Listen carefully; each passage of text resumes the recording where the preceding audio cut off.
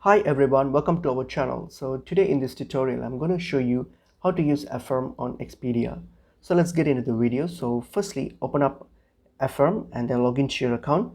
So once I've logged into your account, what you're going to do, you go to this shop icon here.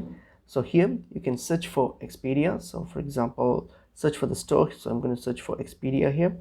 Okay, so once you search for it and then choose the store. So for example, here I'll choose Expedia.